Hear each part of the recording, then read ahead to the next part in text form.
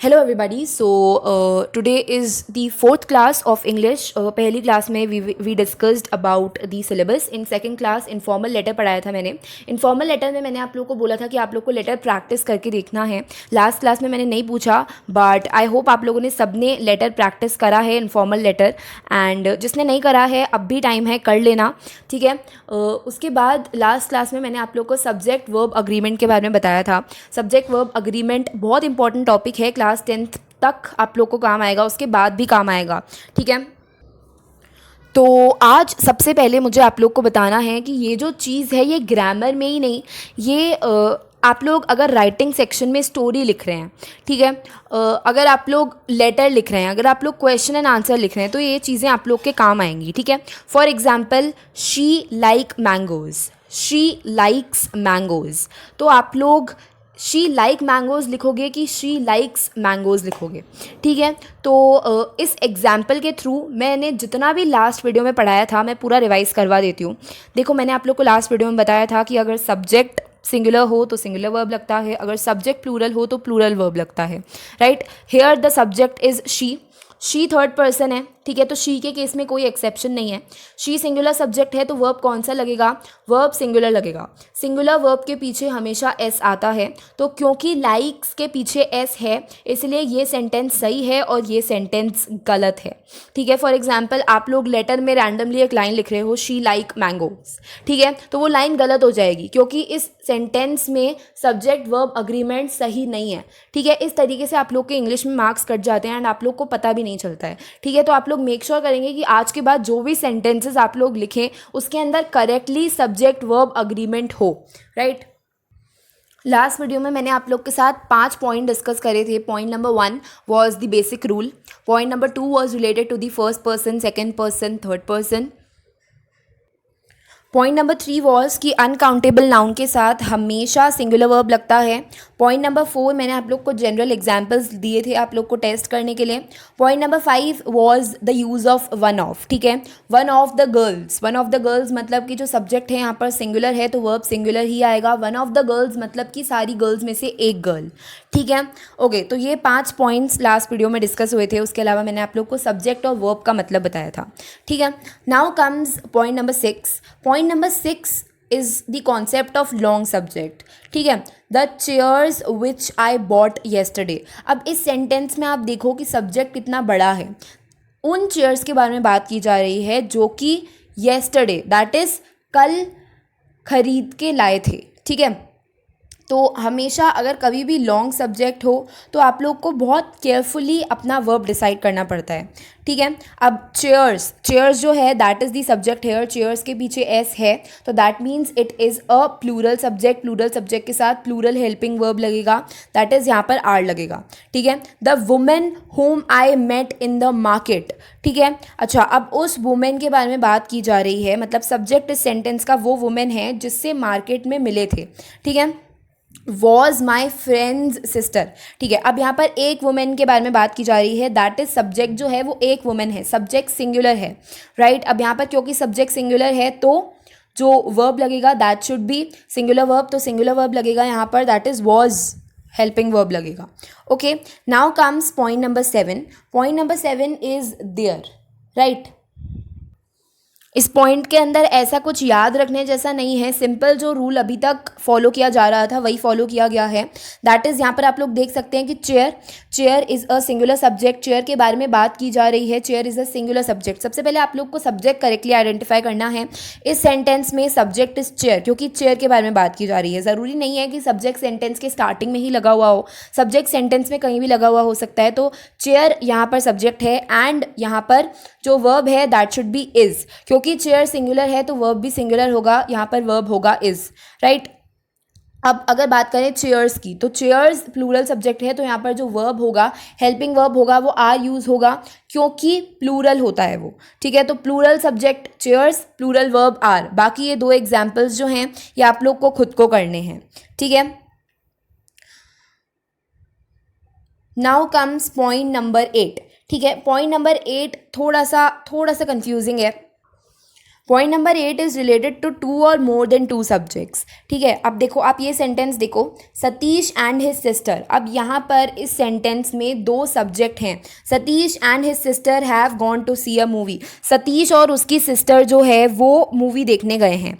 अगर यहाँ पर ऐसे होता Satish as well as her sister, sorry Satish as well as his sister, तो यहाँ पर एक सतीश ही सब्जेक्ट होता, बट क्योंकि यहाँ पर सतीश एंड हिज सिस्टर लिखा हुआ है तो ये दोनों ही यहाँ पर सब्जेक्ट हैं। अगर यहाँ पर दो सब्जेक्ट्स हैं तो मतलब कि सब्जेक्ट क्या है, सब्जेक्ट इज प्लूरल, तो जो वर्ब लगेगा वो भी प्लूरल लगेगा।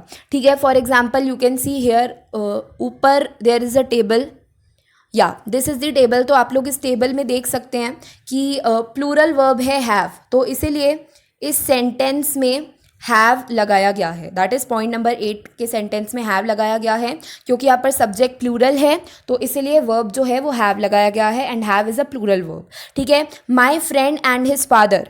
ठीक है, अच्छा अब अगर यहाँ पर ये लिखा हुआ होता my friend along with his father, ठीक है, तो तब बोलते कि सिर्फ एक ही सब्जेक्ट है, दैट इज़ माई फ्रेंड, सिर्फ एक ही सब्जेक्ट है, सिंगुलर सब्जेक्ट है। बट यहाँ पर क्या लिखा हुआ है, my friend and his father.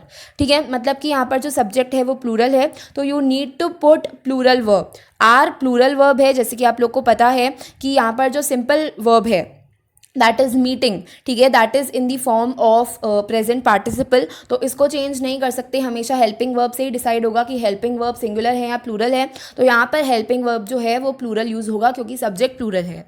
Right, now comes point number 5, point number 9। Point number 9 में बोला गया है distances, weight, height, amount, money, इन सब के केस में सिंगुलर वर्ब यूज़ किया जाता है। फॉर एग्जाम्पल मैं बोलूँ 10,000 रुपीज़, चाहे मैं बोलूँ 1 रुपी, चाहे मैं बोलूँ 50,000 रुपीज़, चाहे मैं बोलूँ 50,000 ml, चाहे मैं बोलूँ 50 kg, चाहे मैं बोलूँ 1 kg, इन सब केसेस में हमेशा सिंगुलर वर्ब ही यूज़ किया जाएगा। फॉर एग्जाम्पल यहाँ पर आप लोग देख सकते हैं 10,000 रुपीज़।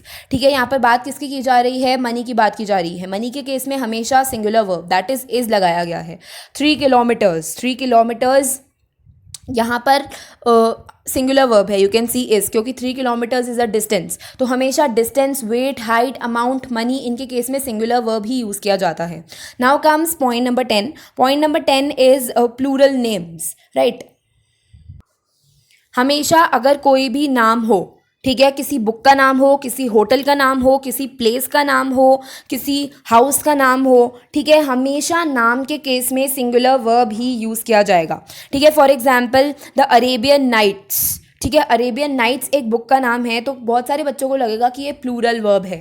ठीक है, बट क्योंकि ये बुक का नाम है, ठीक है, हर नाम के केस में सिंगुलर वर्ब ही यूज़ किया जाएगा। यहाँ पर लिखा हुआ है द होटल ब्रूवर्स। ठीक है, बहुत सारे बच्चों को लगेगा कि यहाँ पर प्लूरल सब्जेक्ट है तो प्लूरल वर्ब यूज़ करेंगे, बट क्योंकि ये किसी चीज़ का नाम है, मैंने आप लोग को बताया था कि नाम के केस में, किसी भी चीज़ के नाम के केस में you have to use a singular verb, तो इसलिए यहाँ पर इज़ यूज़ किया गया है, that is singular verb use किया गया है। ठीक है, तो पॉइंट नंबर 5 के बाद मैंने आप लोग को जितने भी पॉइंट्स बताए मैं एक बार रिवाइज करवा देती हूँ। I told you about long subjects. Long subject मतलब कि एक चीज़ का लॉन्ग डिस्क्रिप्शन दे दिया हो, उस केस में कैसे सब्जेक्ट वर्ब अग्रीमेंट होता है। उसके बाद पॉइंट नंबर 7 में मैंने आप लोगों को सिंपल देयर के साथ एग्जाम्पल देके बताया। ठीक है, पॉइंट नंबर 8 में मैंने बताया कि अगर 2 सब्जेक्ट हो तो आप लोग को क्या करना है। ठीक है, पॉइंट नंबर 9 और 10 में मैंने आप लोग को बताया कि distances, weights, money, height, amount या फिर किसी के नाम के केस में हमेशा सिंगुलर वर्ब यूज़ होता है। ठीक है, okay, now comes point number 11। देखो ये पॉइंट्स अभी आप लोग को बहुत डिफिकल्ट लग रहे होंगे, बट आप लोग अगर इन पॉइंट्स के बारे में एक एक लाइन लिख लोगे पॉइंट वाइज तो ये पॉइंट्स आप लोग को बहुत इजी लगेंगे। राइट, सिर्फ 20 पॉइंट्स आप लोग को याद करने हैं सब्जेक्ट वर्ब अग्रीमेंट के केस में, जिसके अंदर से भी बेसिक रूल तो सारे पॉइंट्स का कॉमन ही है, सिर्फ कुछ एक्सेप्शंस है। Right, now comes point number 11। ठीक है, पॉइंट नंबर 11, अगर आप लोग पढ़ो कि mathematics is not an easy subject, तो आप लोग पढ़ो मैथमेटिक्स तो आप लोग को लगेगा कि मैथमेटिक्स तो प्लूरल सब्जेक्ट है क्योंकि मैथमेटिक्स के पीछे एस लिखा हुआ है। ठीक है, बट जब आप लोग सोचोगे कि मैथमेटिक्स, ठीक है, इकोनॉमिक्स, ये प्लूरल सब्जेक्ट नहीं है, ये सिंगुलर सब्जेक्ट है, एक ही सब्जेक्ट है। For example maths is a subject. Right, मैं सेंटेंस के सब्जेक्ट की बात नहीं कर रही हूँ मैं, सिंपल आप लोग के English Hindi math science SST वाले सब्जेक्ट की बात कर रही हूँ। तो मैथ्स एक सब्जेक्ट ही तो है, maths is not a singular, sorry maths is not a plural subject, it is the singular subject, right. एक ही सब्जेक्ट के बारे में बात की जा रही है, दैट इज़ मैथ्स, ठीक है। तो मैथ सिंगुलर सब्जेक्ट है, क्योंकि इसके पीछे एस लिखा हुआ है तो बहुत सारे लोग को लगता है प्लूरल सब्जेक्ट है, but this is the singular subject, तो मैथ्स के साथ हमेशा इज़ लगेगा। वाइलास आप लोग दूसरे एग्जाम्पल में देख सकते हो, इकोनॉमिक्स इज़, उसके साथ भी इज़ लगेगा क्योंकि वो भी सिंगुलर सब्जेक्ट है, ठीक है। उसके बाद द लेटेस्ट न्यूज़, ठीक है। अब the latest news, latest news तो एक ही है, ठीक है, तो वो होगा सिंगुलर सब्जेक्ट, वो प्लूरल सब्जेक्ट नहीं होगा। सिर्फ एस से आप लोग को आइडेंटिफाई नहीं करना है कि सब्जेक्ट सिंगुलर है या प्लूरल है, आप लोग को अपना दिमाग भी लगाना है। लेटेस्ट न्यूज़, लेटेस्ट न्यूज़ मतलब कि न्यूज़ के पीछे एस लगा हुआ है तो बहुत सारे लोग बोलते हैं कि मैम ये प्लूरल सब्जेक्ट है, बट आप लोग को थोड़ा दिमाग लगाना है, आप लोग को देखना है कि लेटेस्ट न्यूज़, लेटेस्ट न्यूज़ तो एक ही है, तो मतलब क्या हुआ कि this is a singular subject, तो इसके साथ सिंगुलर वर्ब लगेगा, दैट इज़, ठीक है। Okay, now comes point number 12. Point number 12, the police have arrested 3 terrorists. Indian cricket team won the match. Okay. Now point number 12 आप लोग की practice के लिए है सिर्फ, तो आप लोग को आइडेंटिफाई करना है। Now comes point number 12। Point number 12 आप लोग की प्रैक्टिस के लिए है, थोड़े से ट्रिकी सेंटेंसेस थे इसलिए इनको प्रैक्टिस के लिए रखा गया है। Now point number 12, the police have arrested 3 terrorist. अच्छा, अब यहाँ पर हैव क्यों आया, हैज़ क्यों नहीं आया? देखो, अगर आप यहाँ पर देखोगे तो बहुत सारे बच्चों को लगता है कि police is a singular subject, but अगर आप लोग थोड़ा दिमाग लगाओ, ठीक है, तो पुलिस मैन और पुलिस, ये दोनों चीज़ें अलग होती है। अगर मैं बात करूँ पुलिस मैन की, ठीक है, police man is a singular subject but police is a plural subject. First look में आधे से ज़्यादा बच्चों को यही लगता है कि पुलिस सिंगुलर सब्जेक्ट है, बट एक्चुअली पुलिस क्या है, प्लूरल सब्जेक्ट है। पुलिस मैन सिंगुलर सब्जेक्ट है बट पुलिस प्लूरल सब्जेक्ट है। तो पुलिस प्लूरल सब्जेक्ट है तो उसके साथ वर्ब जो लगेगा वो प्लूरल लगेगा, दैट इज़ वर्ब हैव लगेगा, ठीक है। हैज़ प्लूरल होता है और सॉरी हैज़ सिंगुलर होता है और हैव प्लूरल होता है, ठीक है, इसलिए यहाँ पर हैव लगेगा, right. Now comes point number 13। Point number 13 is related to the collective nouns. मैंने आप लोग को अनकाउंटेबल नाउन्स के बारे में बताया था पहले। तो अनकाउंटेबल नाउन्स होते हैं ऑनेस्टी, फ्रेंडशिप, हैप्पीनेस, ये सारे, ठीक है। अब होते हैं कलेक्टिव नाउन्स। कलेक्टिव नाउन्स मतलब कि a flock of sheeps, a group of people, ठीक है। कलेक्टिव नाउन्स मतलब बहुत सारे लोगों को या फिर बहुत सारे एनिमल्स को, बहुत सारे प्लांट्स को बोल जब लिखते हैं, for example the group of people, the flock of sheeps, the bunch of keys, इन सबको बोलते हैं कलेक्टिव नाउन्स। तो कलेक्टिव नाउन्स के केस में हमेशा सिंगुलर वर्ब ही आएगा, ठीक है। For example the group a group of boys was playing in the ground, कभी भी ये नहीं आएगा a group of boys were playing in the ground, क्योंकि ग्रुप ऑफ बॉयज़ है, group of boys is a collective noun, collective noun के साथ हमेशा सिंगुलर वर्ब ही आता है, right. These are some exceptions जो कि आप लोग को याद रखने हैं, ठीक है। नाउ पता है क्या होता है, ग्रामर के अंदर एडिटिंग के अंदर क्वेश्चन आता है, अ group of boys dash playing in the ground. बहुत सारे बच्चे वर्ड लिख के आ जाते हैं, बहुत खुश होते हैं कि मैम पेपर बहुत ही अच्छा गया, बट एंड में उनके मार्क्स नहीं आते। तो आप लोग को पता चल रहा होगा कि कहाँ पर गलतियाँ होती है, ठीक है। Collective nouns is an exception, collective nouns के साथ हमेशा सिंगुलर वर्ब ही आता है। कलेक्टिव नाउन्स है, ठीक है, यहाँ पर group of boys, crowd of people, ठीक है, रेजिमेंट ऑफ सोल्जर, ये क्या है, कलेक्टिव नाउन है। कलेक्टिव नाउन के साथ हमेशा सिंगुलर वर्ब आएगा, दैट इज़, देखो यहाँ पर वॉज आया है, यहाँ पर भी वॉज आया है और यहाँ पर आया है रैशेस, ठीक है। Rashes is a singular verb, ठीक है। तो कलेक्टिव नाउन्स के साथ हमेशा सिंगुलर वर्ब ही लगता है, ठीक है। Now comes point number 15। Point number 15 is, देखो अगर मैं बोलूँ पेयर ऑफ सिजर्स, ठीक है, तो पेयर ऑफ सिजर्स का मतलब ये होता है कि मैंने 2 सिजर्स निकाली, ठीक है। पेयर ऑफ सिजर्स का मतलब होता है कि मैंने एक ही सिजर निकाली, ठीक है। अच्छा, pair of trousers, pair of trousers का मतलब ये होता है कि मैंने 2 पैंट्स निकाली, 2 ट्राउजर्स निकाले, नहीं। पेयर ऑफ ट्राउजर्स का मतलब होता है कि मैंने एक ही ट्राउजर निकाला, राइट। पेयर ऑफ शूज़, ठीक है। पेयर ऑफ शूज़ का मतलब ऐसे थोड़ा ना होता है कि मैंने दो दो पेयर निकाल दिए शूज़ के, ठीक है। पेयर ऑफ शूज़ मतलब होता है कि मैंने एक ही शू का सेट निकाला, राइट। तो आप लोगों को सेंटेंस का मतलब समझना पड़ेगा, उसके अंदर आप लोग को सब्जेक्ट आइडेंटिफाई करना पड़ेगा, सब्जेक्ट को समझना पड़ेगा कि सब्जेक्ट एग्जैक्टली सिंगुलर है कि प्लूरल है। तो यहाँ पर सब्जेक्ट सिंगुलर है क्योंकि एक ही सिजर की बात हो रही है, एक ही पैंट की बात हो रही है, एक ही ट्राउज़र की बात हो रही है, ठीक है। तो यहाँ पर जो सब्जेक्ट है दैट इज़ सिंगुलर सब्जेक्ट, तो इसलिए यहाँ पर जो वर्ब आएगा that should be singular verb. That is, देखो यहाँ पर वॉज आया है, was is a singular verb, right. Point number 15, इतने सारे पॉइंट्स के बाद थोड़ा सा ट्रिकी पॉइंट है। देखो अगर मैंने लिखा पेयर ऑफ सिजर्स, ठीक है, तो उस केस में तो सिंगुलर वर्ब ही आएगा। लेकिन अगर मैं पेयर ऑफ को हटा के सिर्फ सिजर्स लिख दूँ, तब ये प्लूरल सब्जेक्ट कंसिडर होगा और तब इसके साथ प्लूरल वर्ब आएगा, ठीक है। पॉइंट नंबर 15 थोड़ा सा कंफ्यूजिंग है, सिर्फ आप लोग को याद रखना है कि अगर कोई भी चीज़ आप लोग पेयर ऑफ के साथ लिख रहे हो तो आप लोग को उस केस में सिंगुलर वर्ब लगाना है। अगर आप लोग कोई भी चीज़ पेयर ऑफ के बिना लिख रहे हो, सिजर्स, शूज़, कुछ भी पेयर ऑफ के बिना लिख रहे हो, तो उस केस में आप लोग को प्लूरल वर्ब लगाना है, right. Now comes point number 16। देखो अभी आप लोग को पॉइंट्स लेंदी लग रहे होंगे, आप लोग को लग रहा होगा कि कैसे रिमेंबर करें, बट ये पॉइंट्स बहुत ज़्यादा इजी हैं। लास्ट वीडियो में जो 5 पॉइंट्स है वो तो बहुत ही ज़्यादा इजी हैं। उसके अलावा अभी जो मैंने पॉइंट्स बताए आप लोग को सिर्फ उनको नोट करना है और एक दो बार आप लोग पढ़ लोगे तो ये सारे पॉइंट्स आप लोग को बहुत ईजिली याद हो जाएंगे, ठीक है। Now comes point number 16। Point number 16 मतलब कभी कभी किसी सब्जेक्ट के साथ ऐसे टर्म्स यूज़ होते हैं like a lot of, a plenty of, tons of, ठीक है, ऐसी चीज़ें यूज़ होती है। तो इस केस में हमेशा आप लोगों को सिंगुलर वर्ब लगाना है, राइट। तो a lot of people visit the exhibition, तो आप लोग को पता होगा कि विजिट के पीछे क्योंकि एस नहीं लिखा हुआ है तो visit is a singular verb, ठीक है। A plenty of water was supplied to the villagers, ठीक है। A plenty of water were supplied to the villagers नहीं आएगा क्योंकि यहाँ पर अ प्लेंटी ऑफ यूज़ किया गया है, तो इसलिए अगर कभी भी a lot of, plenty of, tons of ऐसी चीज़ें यूज़ की जाती है तो उस केस में हमेशा सिंगुलर वर्ब ही यूज़ होता है, तो इसलिए यहाँ पर वॉज यूज़ हुआ है and was is a singular verb, right.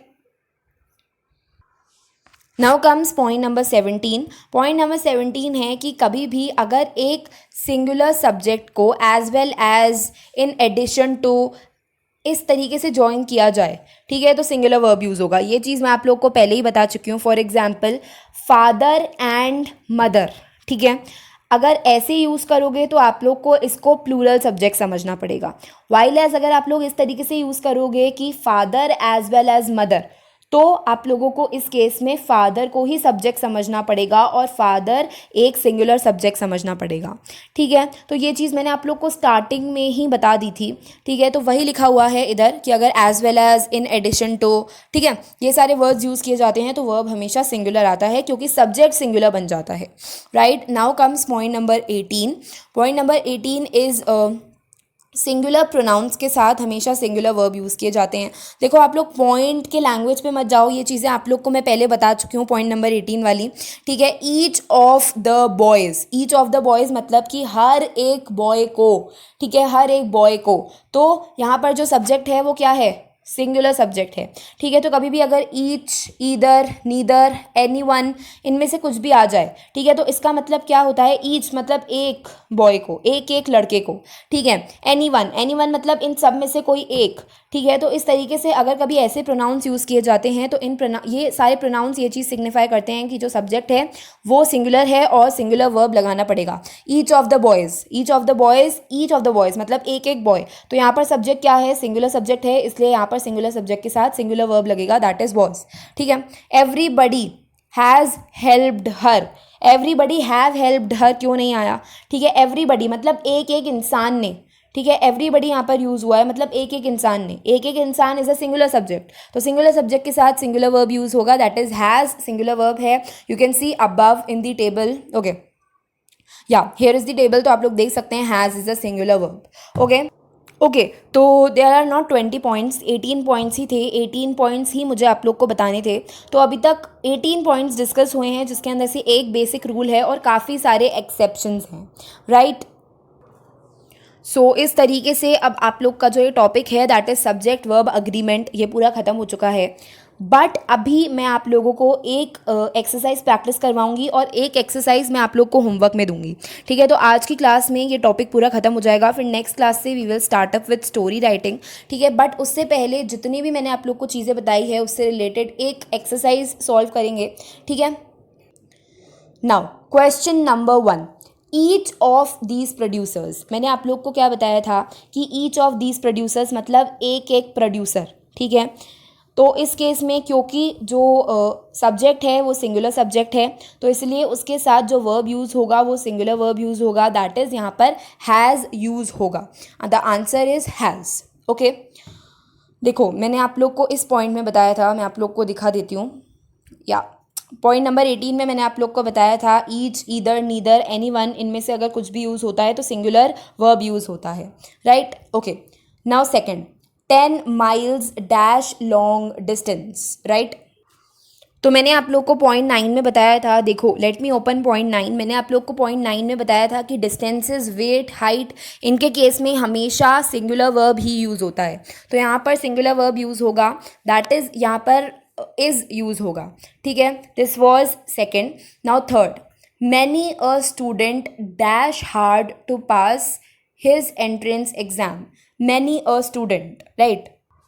मैंने आप लोगों को wait let me open that point, okay. मैंने आप लोग को पॉइंट 16 में बताया था कि lot of, many, plenty of, अगर ऐसा कुछ भी यूज़ होता है तो आप लोग को इस केस में हमेशा सिंगुलर वर्ब यूज़ करना पड़ता है, right. You can see here in this point number 16। अच्छा अब ऊपर जाते हैं, ठीक है। तो ऊपर आप लोग को पता चल गया कि यहाँ पर जो सब्जेक्ट है वो सिंगुलर है, तो यहाँ पर जो वर्ब यूज़ होगा वो भी सिंगुलर वर्ब होगा। तो आप लोग को पता होगा कि सिंगुलर वर्ब के पीछे एस लगता है, तो इसलिए यहाँ पर ट्राइज यूज़ होगा, ओके।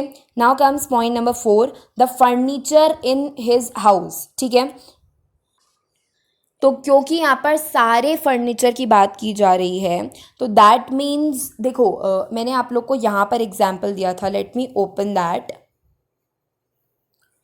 ओके हाँ ये रहा। देखो मैंने आप लोग को यहाँ पर पुलिस और पुलिसमैन का एग्जाम्पल दिया था, राइट। पुलिसमैन जो है that is a singular subject और police is a plural subject, ठीक है। इसी तरीके से यहाँ पर जो फर्नीचर है that is a singular subject, या आप लोग अगर प्रैक्टिस करेंगे तो आप लोग को धीरे धीरे आएगा। तो furniture is a singular subject, तो इसके साथ सिंगुलर वर्ब ही यूज़ होगा, दैट इज़ यहाँ पर लुक्स यूज़ होगा, ठीक है। Now few students dash present in the class, कुछ स्टूडेंट्स, ठीक है। एक स्टूडेंट तो नहीं है, कुछ स्टूडेंट हैं, राइट। तो इस केस में जो सब्जेक्ट होगा that is the plural subject, plural subject के साथ हमेशा प्लूरल वर्ब लगेगा, प्लूरल वर्ब इज आर, ठीक है। इस तो सिंगुलर वर्ब होता है और प्लूरल वर्ब होता है आर, तो इसलिए यहाँ पर आर लगेगा, ठीक है। Now comes 6, Ritesh my best friend dash leaving for Japan next week, ठीक है। Ritesh is a singular subject, तो सिंगुलर सब्जेक्ट के साथ हमेशा you need to put the singular verb, यहाँ पर इस जो है वो सिंगुलर वर्ब है इसलिए आप लोग वो यूज़ करोगे, ठीक है। इस सेंटेंस का सब्जेक्ट आप लोग को आइडेंटिफाई करना है। सब्जेक्ट आइडेंटिफिकेशन बहुत ज़्यादा इंपॉर्टेंट होता है। बहुत लोग समझते हैं कि सिर्फ हम लोग को वर्ब पे काम करना है, but the primary step is आप लोग को सब्जेक्ट सही आइडेंटिफाई करना पड़ेगा। इस सेंटेंस में जो सब्जेक्ट है वो रितेश है, ठीक है। Most of my friends dash government employees, ठीक है। मोस्ट ऑफ माई फ्रेंड्स का मतलब क्या हुआ, मेरे काफ़ी फ्रेंड्स, तो एक फ्रेंड की बात तो नहीं हो रही, बहुत सारे फ्रेंड्स की बात हो रही है, तो इसलिए यहाँ पर सब्जेक्ट जो होगा that is the plural subject, plural subject के साथ हमेशा प्लूरल वर्ब ही लगेगा, दैट इज़ यहाँ पर जो वर्ब है वो होगा आर, ठीक है। The level of intoxication dash from subject to subject, तो देखो यहाँ पर इंटॉक्सिकेशन का क्या मतलब होता है, सिंपल वर्ड्स में इंटॉक्सिकेशन का मतलब होता है हैप्पी, ठीक है। बहुत सारे लोग इंटॉक्सिकेशन को ऐसा भी समझते हैं कि जब किसी ने अल्कोहल पी ली होती है, ठीक है, बट यहाँ पर इंटॉक्सिकेशन का मतलब है हैप्पी। तो हैप्पीनेस को क्या मेजर कर सकते हैं, happiness is an uncountable noun, and uncountable noun में आप लोगों को सिंगुलर वर्ब लगाना है, तो यहाँ पर आएगा सिंगुलर वर्ब, दैट इज़ यहाँ पर यूज़ होगा वेरीज, क्योंकि वेरीज के पीछे एस है और वेरीज सिंगुलर वर्ब है, ठीक है। Okay next, that is 9th, इधर बॉयज़ और गर्ल्स, ठीक है। अच्छा अब यहाँ पर बहुत सारे बच्चों को कन्फ्यूजन होता है। देखो मैंने आप लोगों को पॉइंट नंबर 18 में बताया था, late me open point number 18।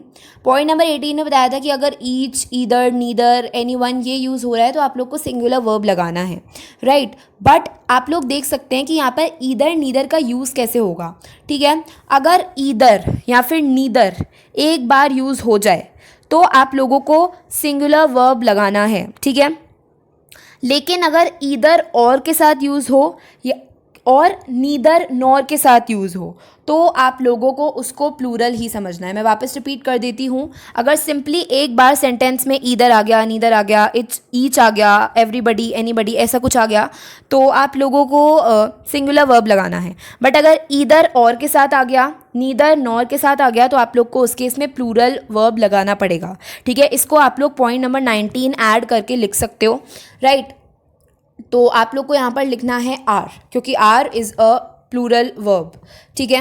Last, number of people dash reported to be missing in the train accident at Jhansi, ठीक है। नंबर ऑफ पीपल मतलब बहुत सारे पीपल, तो सब्जेक्ट यहाँ पर प्लूरल है। प्लूरल सब्जेक्ट के केस में आप लोग हमेशा प्लूरल वर्ब ही लगाओगे, दैट इज़ आप लोग यहाँ पर वर लगाओगे because were is a plural verb, ठीक है। अब ये जो मैंने 10 सेंटेंस बताए हैं, ये 10 सेंटेंस मैंने सॉल्व करके बताए। अब देखो आप लोग को क्या करना है।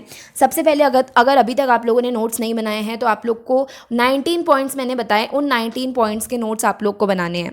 उसके बाद आप लोगों को ये सारे सेंटेंसेस लिखने हैं जो मैंने आप लोग को अभी बताए, विथ रीज़न आप लोग को उनके आंसर्स लिखने हैं। क्योंकि अभी आप लोग सुन लोगे, सबको बहुत ईजिली समझ आ जाएगा, बट एंड में जब आप लोग इसको देखोगे एग्जाम टाइम पे या फिर कभी यूज़ करने की बारी आएगी तो आप लोग को ये चीज़ें याद नहीं आएगी, ठीक है। मेजॉरिटी ऑफ दी स्टूडेंट्स के साथ ये प्रॉब्लम होती है कि उनको सब्जेक्ट वर्ब अग्रीमेंट याद नहीं आता उस टाइम पे। तो आप लोग अगर उसको लिखोगे विथ प्रॉपर रीज़न कि इस सेंटेंस में प्लूरल वर्ब क्यों यूज़ हुआ, इस सेंटेंस में सिंगुलर वर्ब क्यों यूज़ हुआ, तो आप लोग को ये चीज़ें ज़्यादा अच्छी तरीके से समझ आएंगी, ठीक है। तो जितने भी सॉल्व्ड एग्जाम्पल्स हैं उनके मैंने जो भी रीजंस दिए आप लोग को अपनी कॉपी में लिखने हैं, ठीक है। उसके बाद आप लोग के लिए ये एक्सरसाइज है, ठीक है। इस एक्सरसाइज में 10 क्वेश्चंस हैं, ठीक है। इन 10 क्वेश्चंस के आंसर्स मैं आप लोग को अभी नहीं दूंगी, मैं आप लोग को थोड़ा टाइम बाद दूंगी, ठीक है। तब तक all of you have to make sure कि आप लोग ये पूरी एक्सरसाइज सॉल्व करें, ठीक है। पूरी एक्सरसाइज सॉल्व करनी है आप लोगों को। दैट इज़ 10 क्वेश्चंस मैंने आप लोग को कराए, ये 10 क्वेश्चंस आप लोग को खुद से सॉल्व करने हैं और इनके आप लोगों को आंसर्स लिखने हैं अपनी कॉपी में विद एग्जाम्पल्स। तो आप लोगों के पास एक कॉपी होनी चाहिए जिसके अंदर सबसे पहले आप लोगों ने सिलेबस लिखा होगा, उसके बाद आप लोगों ने पेपर फॉर्मेट लिखा होगा, उसके बाद आप लोगों ने इन्फॉर्मल लेटर लिखा होगा, इन्फॉर्मल लेटर का जो असाइनमेंट दिया है वो किया होगा। उसके बाद आप लोगों के पास 19 पॉइंट्स लिखे हुए होने चाहिए सब्जेक्ट वर्ब अग्रीमेंट से रिलेटेड। उसके बाद उस कॉपी में आप लोग के पास 2 एक्सरसाइजेज होनी चाहिए, एक तो सॉल्व्ड जो मैंने कराई है, ठीक है, उसके आप लोग को रीजंस लिखने हैं। दूसरी जो आप लोग खुद से सॉल्व करेंगे उसके भी आप लोग को आंसर्स लिखने हैं और उसके रीजंस लिखने हैं, ठीक है। मैं आप लोग से आंसर्स बहुत जल्दी शेयर करूंगी इस एक्सरसाइज के, बट अभी आंसर्स नहीं बताऊंगी। मेरे को पता करना है कि कौन सा बच्चा कितने सही कर सकता है, right. So that is it for subject verb agreement. And अब मैं आप लोगों को स्टोरी राइटिंग से रिलेटेड थोड़ा सा इंट्रोडक्शन दूंगी, ये मैं नेक्स्ट क्लास में दोबारा दूंगी, बट आज की क्लास में भी मैं आप लोग को स्टोरी राइटिंग से रिलेटेड इंट्रोडक्शन दूंगी और बहुत सारे इंपॉर्टेंट फैक्ट्स बताऊंगी, ठीक है। स्टोरी राइटिंग 10 मार्क्स की आती है एग्जाम में, ठीक है। स्टोरी राइटिंग के क्वेश्चंस किस फॉर्मेट के बेसिस पे आते हैं मैं आप लोग को बताती हूँ। देखो, स्टोरी राइटिंग जो होती है वो या तो इस फॉर्मेट के बेसिस पे आ सकती है, ठीक है, लाइक आप लोग को क्लूज़ दिए हुए हों और आप लोग को उससे स्टोरी लिखनी हो, या फिर इस फॉर्मेट के बेसिस पे आ सकती है लाइक दिस कि आप लोग को स्टार्टिंग की 2-3 लाइंस दे दियो और आप लोग को स्टोरी लिखनी हो, ठीक है। तो इन दोनों में ऑप्शन आता है और करके, या फिर कभी कभी तो ऐसा होता है कि आप लोग को कोई पिक्चर दे दी जाती है और आप लोग को उसके बेसिस पे स्टोरी लिखनी होती है, बट ऐसा बहुत कम होता है। बट 2 ऑप्शन होते हैं, ठीक है। एक ऑप्शन यूजुअली ऐसा होता है, एक ऐसा होता है, तो आप लोग को उसके बेसिस पे स्टोरी लिखनी होती है, राइट। तो आज का आप लोगों के पास एक और असाइनमेंट है कि आज आप लोगों को देखो, ये एक्सरसाइज तो सॉल्व करनी ही है, उसके अलावा आज आप लोगों को इन दोनों स्टोरीज़ में से कोई भी एक स्टोरी लिखनी है, ठीक है। आप लोग को पता होगा स्टोरी कैसे लिखते हैं, ठीक है। तो अराउंड 100 to 120 वर्ड्स में जो भी आप लोग की स्टोरी दिमाग में आ रही है वो लिखनी है, ठीक है।